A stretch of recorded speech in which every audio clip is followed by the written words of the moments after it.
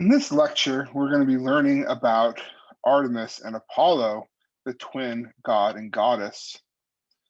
It's really hard to not talk about them together because we often find them depicted together, being twins and all. So this lecture will begin by discussing each together, and then I will enter into a separate discussion, beginning first with Artemis and then with Apollo. I will begin because she's the firstborn with Artemis, whose Roman name is Diana. Artemis comes to be a goddess of the hunt. Homer calls her Hotnia Theron, mistress of animals. And although Artemis is a goddess of the hunt, she is also considered the protector of animals, which is of course interesting because of this idea of hunting. This most likely goes back to her association with Cybele, who is a mother goddess who protects young animals and humans.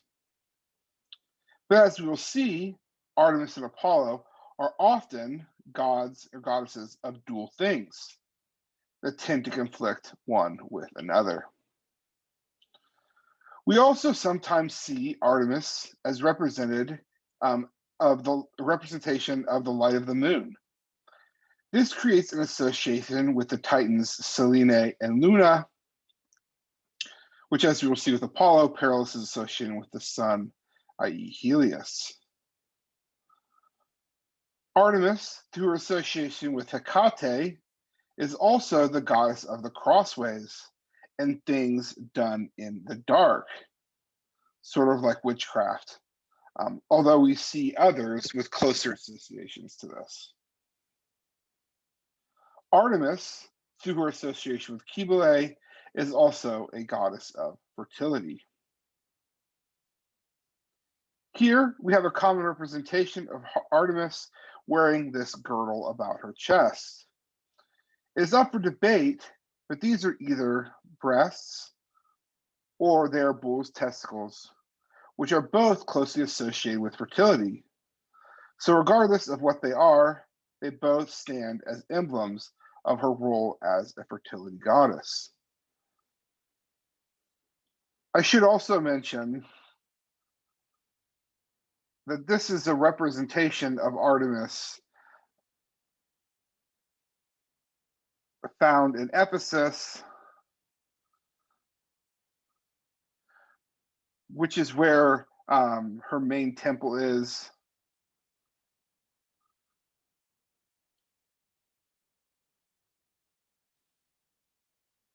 This being a representation of what the cult statue might have looked like.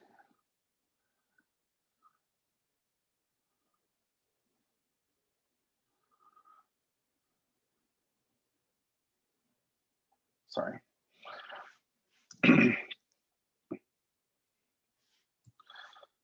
Artemis is also a perpetual virgin. She has no lovers, but has dedicated followers, both men and women. One story of this is the story of Hippolytus, who worships her and her alone, much to his demise when he refuses to pay homage to Aphrodite. This brings up an important point. All of these gods and goddesses want men to worship them and don't care if you worship others. I'll discuss that a little more later. We have Apollo, Artemis's twin brother. His Roman name does not change.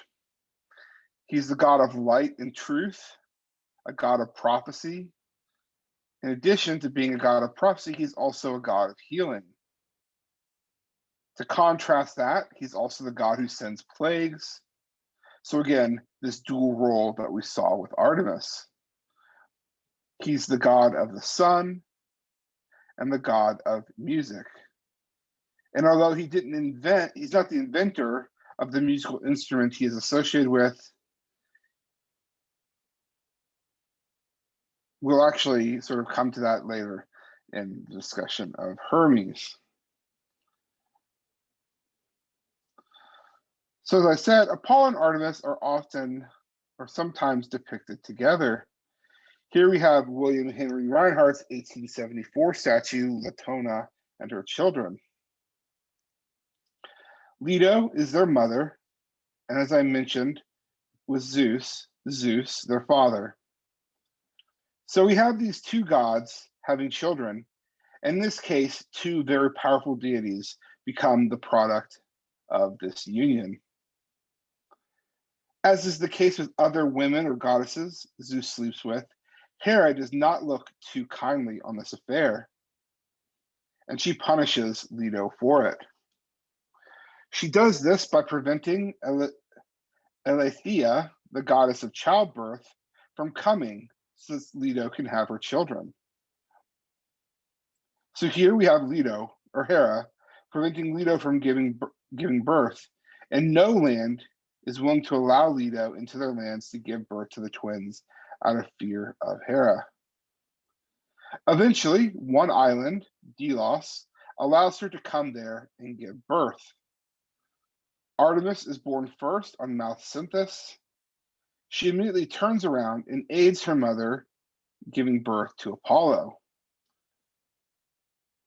This is a representation of Artemis acting as a goddess of childbirth. And that's actually one of the things that we'll see when these children gods are born.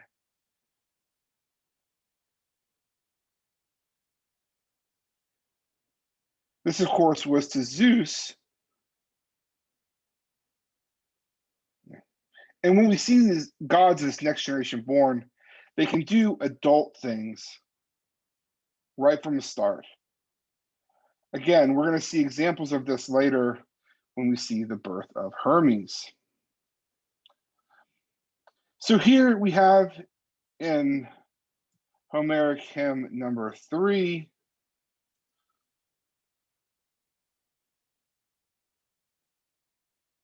singing Delos's praise. It says, quote, Delos, if ever you would be willing to be the seed of my son, Phoebus, Apollo, and establish his rich temple on your soil, no one else is ever going to engage with you or honor you, for I do not see you ever being rich in cattle or sheep, nor will you bring forth a harvest or grow abundant fruit trees. But if you have the temple of Apollo, the far shooter, all men will bring you hecatombs as they congregate here, and you will have the savior of the fat ever going up beyond measure, and you will feed your inhabitants from the hand of others, if you do not have richness under your soil. The Homeric hymn lists several promises given to Delos for allowing Artemis and Apollo to be born there.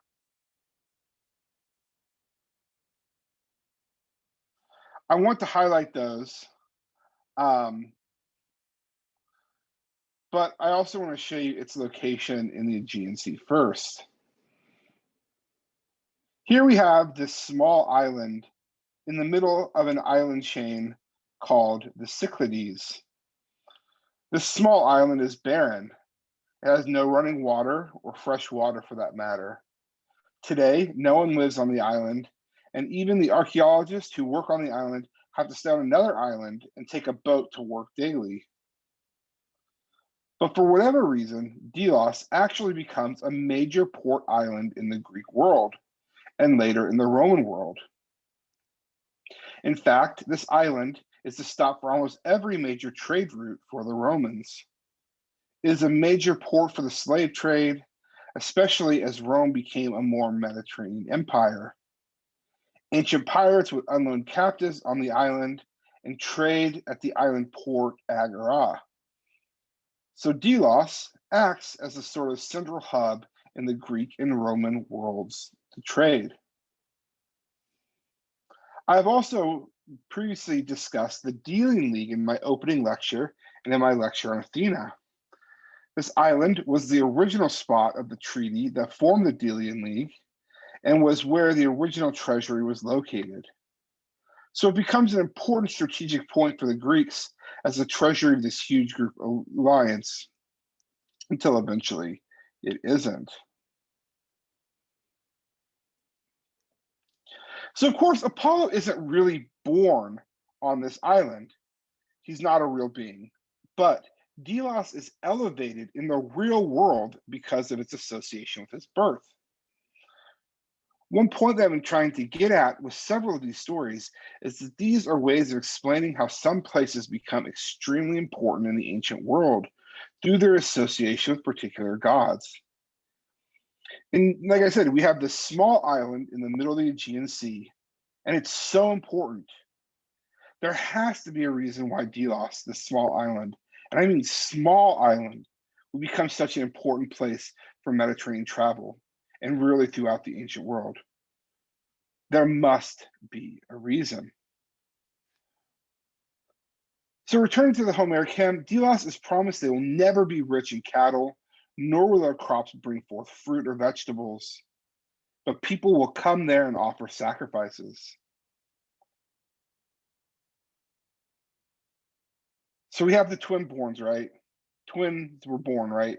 Leto makes this promise, and Delos, in the real world, this promise is fulfilled.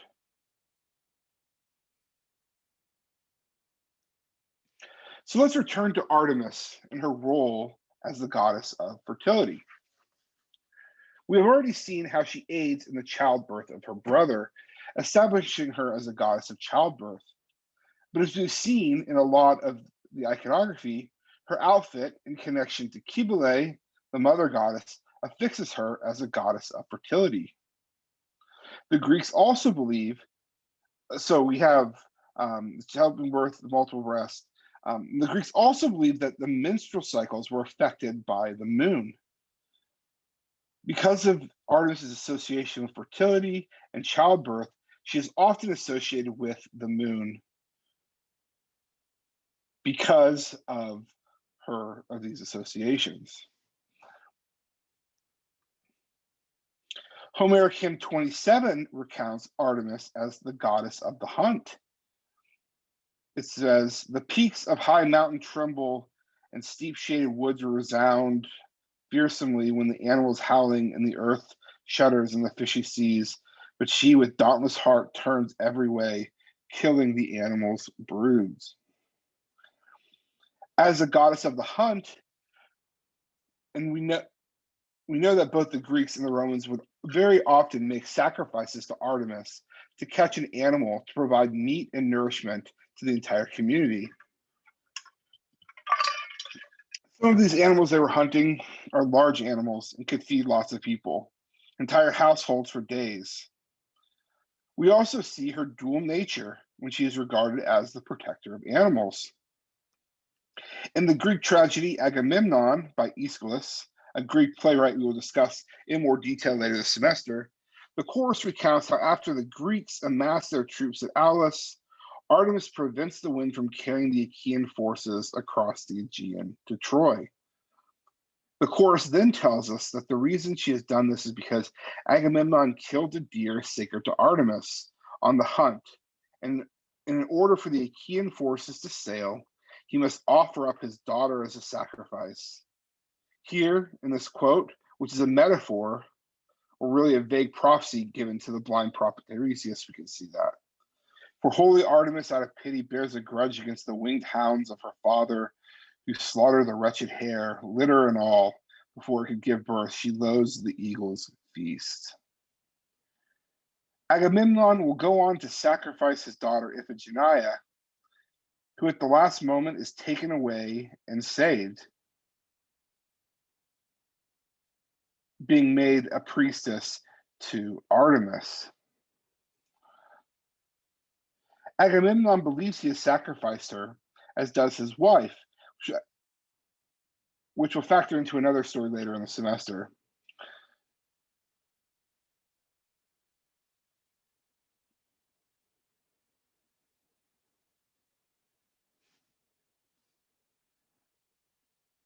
Now, in some ways, this dual nature of Artemis might seem hypocritical. You must pray to her to have a good hunt, but if you do accidentally kill an animal she loves, you are cursed and will suffer for it.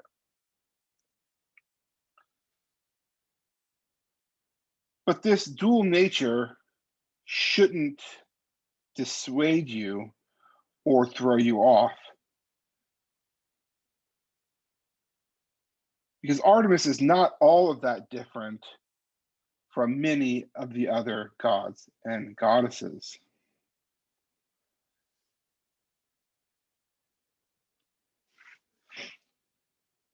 Next, we move on to Artemis being a perpetual virgin. Artemis never has a lover. This is why Aphrodite has no control over her, as she is just not interested in Aphrodite's sphere of influence. Dissimilar to what we see when we discuss Apollo, who does have lovers, but is also very unsuccessful with many women to gain their affection. So Artemis prefers archery and hunting animals in the mountains, removed from the community of man. In the second Homeric hymn to Artemis, Homeric hymn 5, we see that she is never overcome in love by smile-loving Aphrodite, for she too likes other things, archery and hunting, animals in the mountains, lyres, dances, and piercing yells, shady groves, and a community of righteous men. In the tragedy Hippolytus by Euripides, the Roman version named Phaedra, we have a story of Hippolytus, who is the son of the Amazon Hippolyta and Theseus. Hippolytus reveres Artemis over all other gods and goddesses, and it makes Aphrodite very jealous. Aphrodite makes Phaedra, the daughter of King Minos, sister of Ariadne and the Minotaur, wife of Theseus and Hippolytus' stepmother, fall in love with Hippolytus. When Hippolytus spurns her advances, Phaedra makes up a lie that Hippolytus rapes her, and then she kills herself. Theseus, returning home from the underworld after being trapped there, is told Phaedra's lie, and he curses Hippolytus. And a large sea creature comes out of the sea, scares Hippolytus' horses as he's fleeing the land, and Hippolytus is wishboned on a tree and torn to pieces as his horse drug him through the countryside. I know it's pretty gruesome. But this is a stark message that is an important takeaway. You cannot only pay homage to one of these gods or goddesses. So while there's nothing wrong with how he worships Artemis, yet he still has died because he does not pay homage to Aphrodite. We also have the story of Actaeon, who is the grandson of Cadmus, the son of Alcyoone, nephew of Semele and cousin of Dionysus. One day, while out on a hunt, Actaeon happens to come upon Artemis bathing in a nearby stream. He sees her naked, and she sees that he has seen her naked. Because it's not right for a mortal man to see Artemis naked, she enacts revenge on his accident, turning him into a deer. His hunting dogs, shown here, who are trained to run down deer, now see him as a deer and rip him limb from limb as he begs them to stop. Actaeon doesn't really do anything wrong, and yet he violates Artemis's purity, even though it is inadvertent, and he immediately looks away.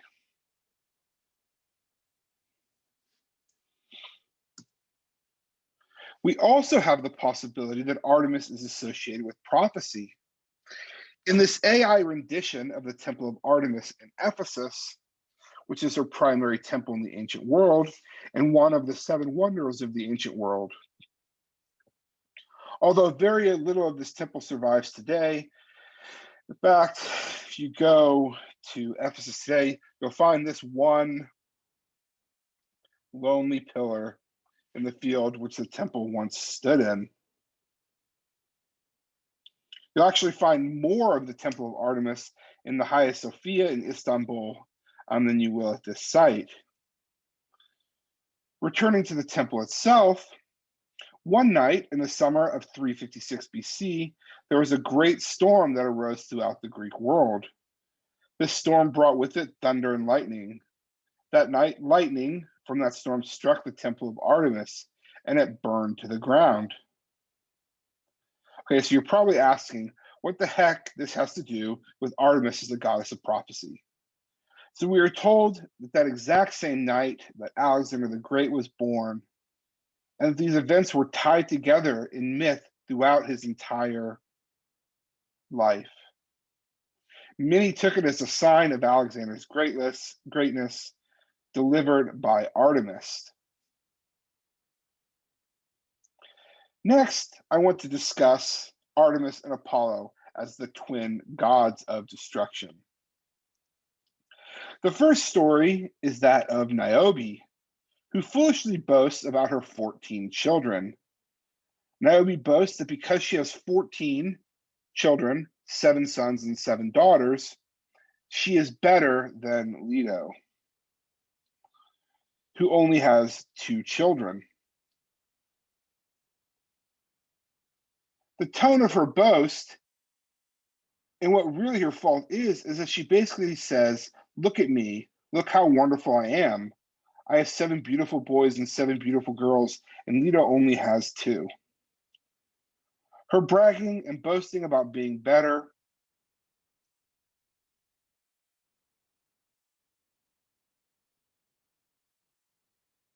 which of course brings up a term that is important for you to know, which is the term hubris. I'm sure I don't have to tell you what happens when you commit hubris against a god or goddess. Just as we saw with Athena, Niobe's boasting gets her one thing and one thing alone: swift destruction, and Leto does just that. She says, hey Apollo, hey Artemis, protect my honor. Go take care of this. And so Apollo and Artemis come down. Now, I haven't really mentioned it, but because of their realms of influence, both Artemis and Apollo are often depicted with bows and arrows. So they come down with the bows and arrows and rain down death and destruction on Niobe's children, Apollo killing all 7 male children, and Artemis kills all 7 daughters. Hubris brings about terrible things in here. So if you ever come upon a time machine and go back to the ancient world, don't commit hubris, or the gods or goddess will get you quick. Another story of Artemis and Apollo saving their mother's honor is the story of Tydeus, one of the giants who attempts to rape Leto. Tydeus is the son of Zeus and Elara, a mortal woman. Again, Leto tells her children what Tydeus has done, and they rain down their arrows of plague and destruction upon Tydeus, killing him. Tydeus ends up suffering not just death, but an eternal punishment for his slight against Leto. Much like Prometheus, Tydeus has his organs eaten out daily, only for them to regrow. The moral of these stories: don't mess with Leto, or you have her to deal with her kids. I've mentioned Apollo's troubled birth, so we're not going to necessarily get too much into that.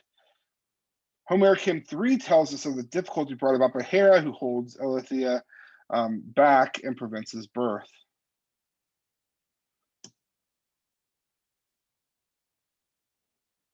So here we have Apollo as the god of prophecy and truth. Much like was the case with Artemis, is one of the temples of Apollo that we see in most associated with prophecy and truth. Here we have what remains of the temple of Apollo in Delphi.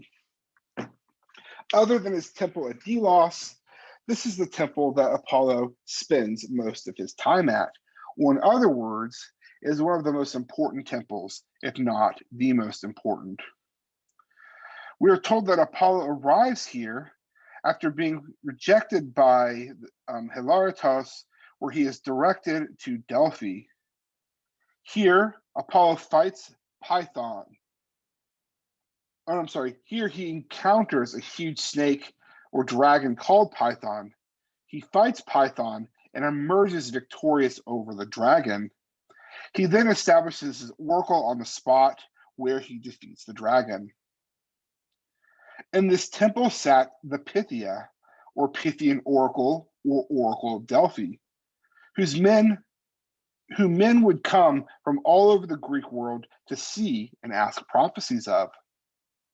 These patrons would bring gold and set up treasuries all along the streets leading to the temple, with the richest and most important city-states occupying the space closest to the temple. For example, we have the story of Loxias, as recounted in Herodotus's history. Unsure if he should fight against the Persians, he goes to Delphi and asks Pythia if he would engage in warfare with Persia. Herodotus recounts, for Loxias declared to him that if he should lead an army against the Persians, he would destroy a great empire. Therefore, it behooved him, if they would take right counsel, to send and ask whether the gods spoke of Croesus or Cyrus's empire, but understood not which of them was spoken, nor made further inquiry. Wherefore, now let him blame himself. Loxias loses the battle against the Persians, and his empire, which is a great one compared to the city-state of Delphi, falls just as the prophecy foretells. And this is an important thing to understand about the prophecies given by Pythia. They're almost always riddles and always have multiple interpretations. We are also told in Plato's Apology that Socrates was told by the Pythia, there is no one wiser than he. Socrates' entire life after this is spent trying to prove this wrong. And ultimately, that is why the words above the entrance to the temple, know thyself, were so striking. How can one come and ask if they don't know themselves? Apollo, as I said, is a very unsuccessful lover. And as you'll see, he does have some children. He has two very notable rejections. The first is Cassandra, a Trojan princess whom he gives the gift of prophecy in the hope that she will sleep with him. She spurns his advances, and rather than taking away her gift, he makes it so that she will always give correct prophecy, but no one will ever believe her. She's a prominent character in the play Agamemnon that I mentioned earlier, in which she tells the audience what will happen to Agamemnon and herself once they enter into Agamemnon's home, but no one believed her. Next, we have the story of Daphne, the daughter of Peneus, a river god, who also spurns Apollo's advances. As she flees from him, she begs her father to save her, and he turns her into a laurel tree.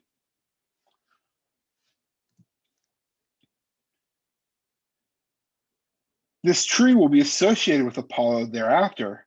In fact, it is given as the sole prize. The flowers are given as a sole prize to the winner of the Pythian Games, which are sort of like the Olympian Games only in Delphi. The Romans later adapted this to be worn by triumphant generals. And we even see this Olympic athlete here given a laurel crown after winning the gold medal at the 2004 Athens Olympics. Next, we move on to Apollo as a god of healing. One story revolves around the trial of Orestes. We will get into the specifics of this trial later in the semester, but for now, what is important to know is that Orestes, being commanded by Apollo to kill his mother, is chased throughout Greece by these demons called the Furies or Eumenides. These demons are responsible for punishing and haunting those who kill their relatives. Orestes, as he is fleeing, comes to Delphi and seeks purification from this miasma, the Greek word for blood pollution. Apollo purifies Orestes and then defends him in a trial after the Furies refuse to stop haunting him, using as his first defense that he has purified Orestes. We also see Apollo's association with purification through his son Asclepius, who is the god of medicine and doctors. Asclepius, who carries a staff called the Staff of Asclepius, depicted here with a snake wrapped around it, is worshipped by doctors in the ancient Greek world, and is said to have come to the Asclepion, his temple, to cure patrons at night. We see this happen in Aristophanes, a Greek comedian's play, Plutus, or wealth.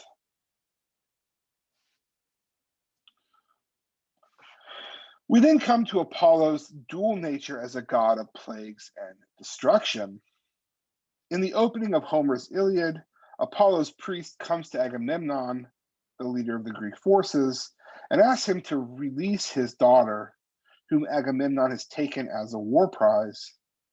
Agamemnon refuses, and the priest returns and prays to Apollo to avenge this slight against him. Apollo honors his priest and begins shooting his arrows into the Greek camp. It reads, "So he spoke in prayer, and Phoebus Apollo heard him. Down from the peaks of Olympus he strode angry at heart with his bow and covered quiver on his shoulders. The arrows rattled on the shoulders of the angry god as he moved, and his coming was like the night. Then he sat down apart from the ships and let fly an arrow. Terrible was the twang of the silver bow. The mules he attacked first, and the swift dogs, but then on the men themselves he let fly his stinging arrows, and struck, and ever did the pyres of dead burn thick. For 9 days the missiles of the god ranged through the army." As we see here, he rains these arrows down on the Greek camp for 9 days. This raining of arrows is described later as a plague running through the camp. And again, we see a myth explaining a real-world phenomenon. Plague and sickness would be part of any ancient war camp. So what better way to describe it as Apollo raining down plague and destruction upon the camp as an explanation as to why this is happening to one side and not the other. Lastly, we look at Apollo as the god of music. He is primarily associated with the lyre, a stringed musical instrument made from a tortoiseshell by Hermes. As we will see in the Hermes lecture, Hermes gives this to Apollo as a peace offering after stealing his cattle. So, one day, Marsyas, a satyr, finds this instrument called an aulos, or double pipe, which is invented by Athena, the sound of which imitates the Gorgon's lamentations, which she hates. Marsyas picks this instrument up and begins to play. He becomes very good at this instrument and foolishly challenges Apollo to a music contest, with the Muses as the judge. The victor gets to do whatever he wants with the loser. The contest is set. Marsyas has his pipes and Apollo his lyre. Both played very well. And as a tiebreaker, Apollo turns his lyre upside down and plays it that way. He tells Marsyas he must do the same, which he could not. And then Apollo is declared the winner. Now, Apollo could have been generous in his victory over Marsyas, but he wasn't. Rather, as a punishment for his hubris, Marsyas is hung from a tall pine tree and flayed alive. So with that wonderful story, I'm going to conclude. So what can you get primarily from this lecture? One of the main things I've talked about is how these Greek gods and goddesses can often have conflicting and contradictory roles. Artemis and Apollo typify this as gods of the hunt and as protectors of animals, or gods of healing and the god of pestilence and destruction. We see that hubris can bring about swift retribution from above, especially if that hubris involves Leto and or Artemis and Apollo. And we see that these gods, who are often associated with light and good, can also represent something dark and a little evil. That's all I have for this lecture today. I hope that you've enjoyed these stories. As always, if you have any questions, don't hesitate to message me, and I will catch you next time.